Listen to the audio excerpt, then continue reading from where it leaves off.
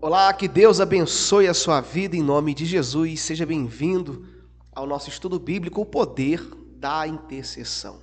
Nós vamos meditar aqui em Atos capítulo 12 e eu creio que esse estudo vai abençoar o seu entendimento.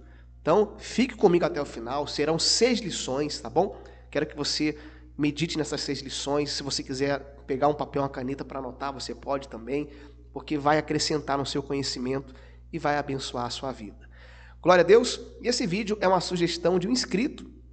E se você também tiver uma sugestão de vídeo aqui para o canal, algum tema, algum assunto que você quer que a gente venha fazer um vídeo, pode deixar nos comentários. E quando for possível, é claro, eu vou estar gravando aqui e vai ser o maior prazer fazer para você um vídeo sobre aquela sugestão que você pediu. Vamos entrar aqui na Palavra de Deus. Se você é novo aqui no canal, meu nome é Wilder Salles. Peço para você se inscrever aqui no canal, clica no botão aí embaixo, inscrever-se e ativar o sininho das notificações. Bom, vamos lá. Atos capítulo 12, nós vamos meditar aqui do versículo 1 ao 4. Diz assim: Nessa ocasião, o rei Herodes prendeu alguns que pertenciam à igreja, com a intenção de maltratá-los, e mandou matar a espada Tiago, irmão de João. E vendo isso que agradava os judeus, prosseguiu prendendo também a Pedro, durante a festa dos pães sem fermento. Tendo-o prendido, lançou no cárcere, entregando para ser guardado por 4 escoltas de 4 soldados cada uma. Herodes pretendia submetê-lo ao julgamento público depois da Páscoa. Então, nós temos aqui já uma grande lição aqui no início do texto, tá bom? O rei Herodes aqui, ele prendeu o apóstolo Pedro, ele matou Tiago, né? Prendeu alguns, maltratou. E nós entendemos o que com isso?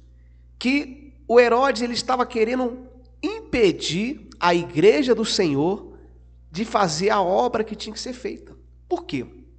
Porque Pedro aqui ele representava a igreja do Senhor.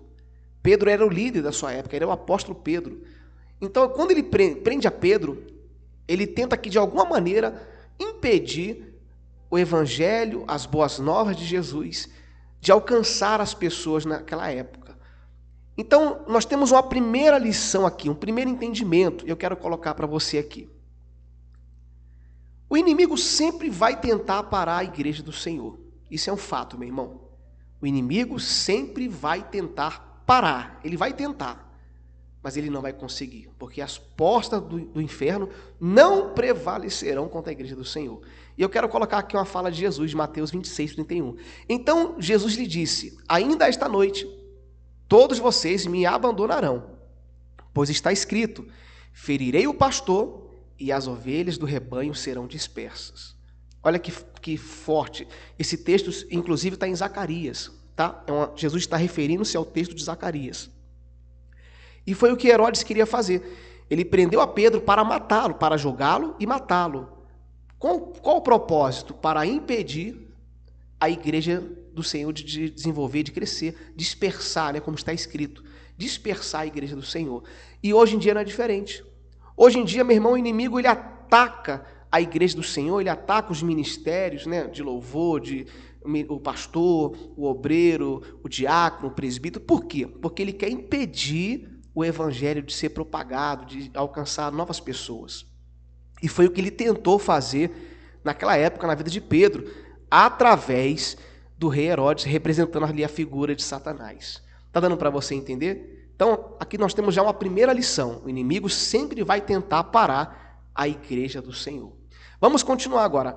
Atos 12, versículo 5, continuando. Pedro, então, ficou detido na prisão, mas a igreja orava intensamente a Deus por ele. Frise bem essa palavra, intensamente. Meu irmão, olha o que a igreja do Senhor estava fazendo em favor de Pedro. Isso aqui nos dá uma grande lição, nossa segunda lição, que eu quero colocar para você. Devemos orar um pelos outros, né? Ou um pelo outro, pois foi o que a igreja fez por Pedro. A igreja, quando viu Pedro numa situação de vida ou morte, preso injustamente, a igreja começou a orar por ele intensamente. A palavra intenso significa constante, de uma forma, né, mais eficaz, de uma perseverança, ou seja, intensamente. A igreja estava orando por Pedro. A igreja estava intercedendo por ele. E aqui nós temos uma segunda lição, como eu coloquei para você. Eu quero ler um texto aqui de Tiago 5, versículo 16, que diz: confessai as vossas culpas uns aos outros e orai um pelos outros, para que sareis. A oração feita por um justo pode muito em seus efeitos. Amém? Deu para você entender esse pedaço? Então Pedro ele foi preso, e quando a igreja recebe aquela notícia, a igreja começa a orar pela vida de Pedro. O que você faz quando você recebe uma notícia ruim, ou quando você vê algum irmão seu passando uma luta? Você ora por ele, você ora por ela? Bom, se você faz isso, você está praticando o poder da intercessão. Você está fazendo aquilo que tem que ser feito realmente, orar um pelo outro. Como está escrito, orai um pelos outros. E foi o que a igreja fez por Pedro, porque Pedro foi preso, ele seria julgado e, obviamente, ele seria condenado à morte, pois era essa a intenção de Herodes, de tirar a vida de Pedro e ali encerrar com a igreja. Só que a igreja era do Senhor, não era de Pedro. E quando a igreja, meu irmão, realmente é do Senhor, ela prevalece diante das perseguições e injustiças. E nós vamos aqui continuar o texto de Atos, agora versículo 6.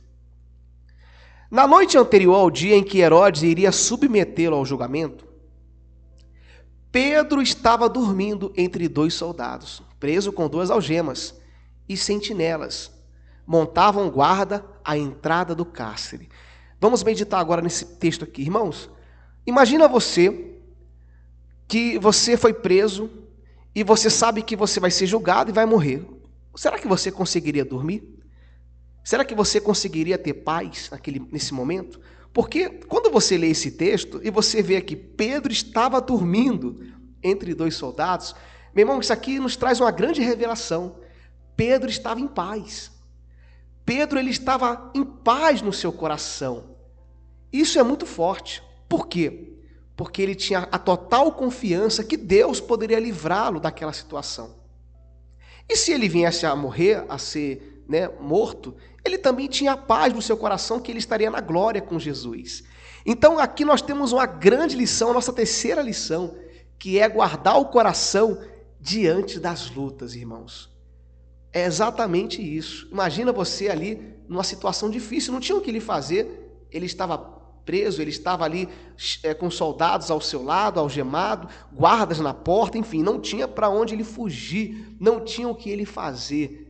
E ele ficou em paz, ele dormia, meu irmão. Ou seja, imagina você cheio de problemas e você botar a cabeça e dormir. É só para quem tem o Espírito de Deus. É só para quem confia em Deus. Eu quero ler esse texto aqui, ó.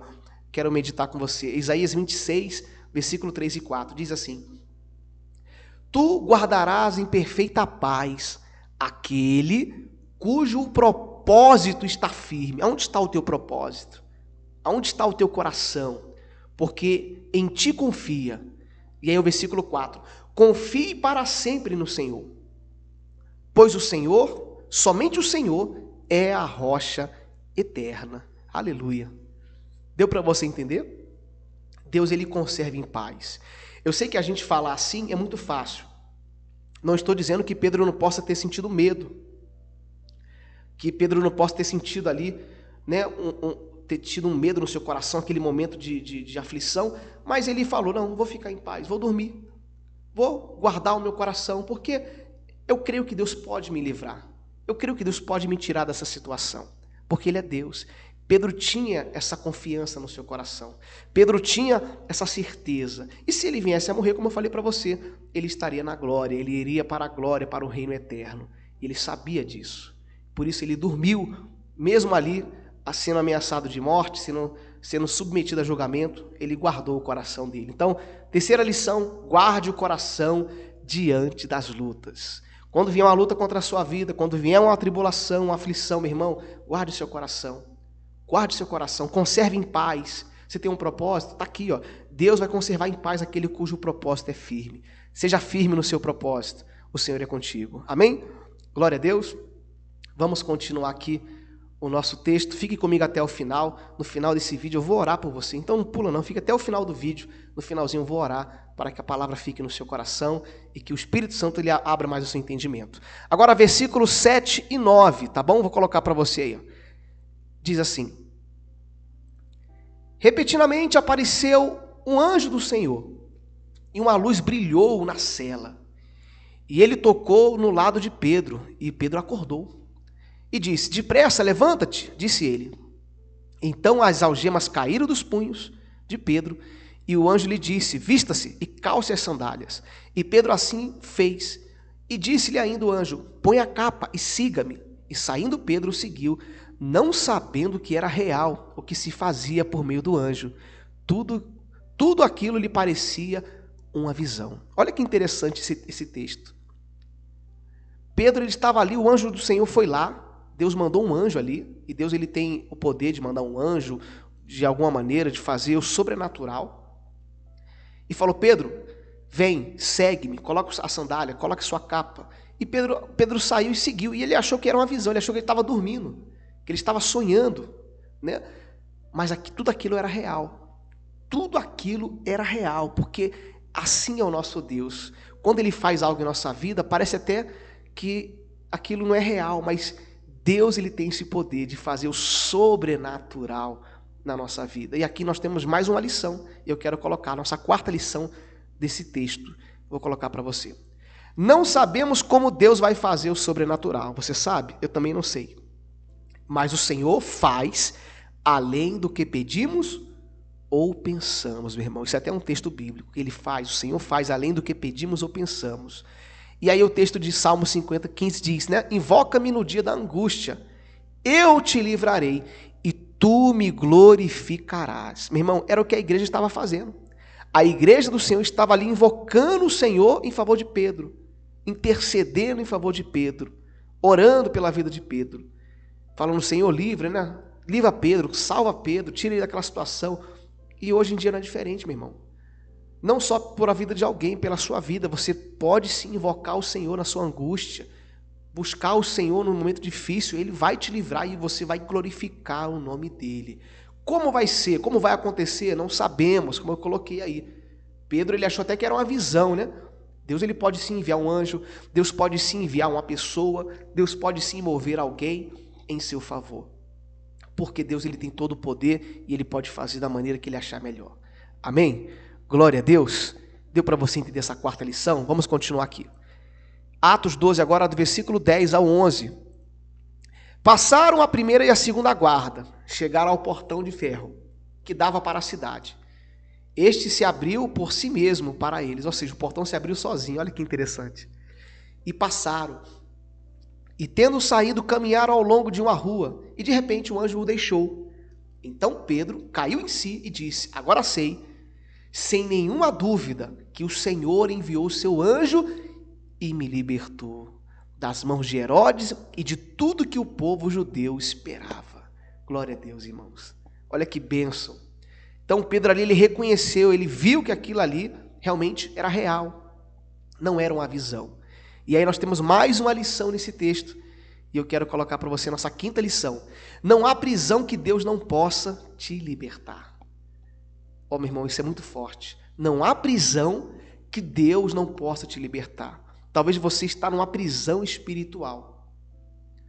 Um problema que você não sabe como solucionar.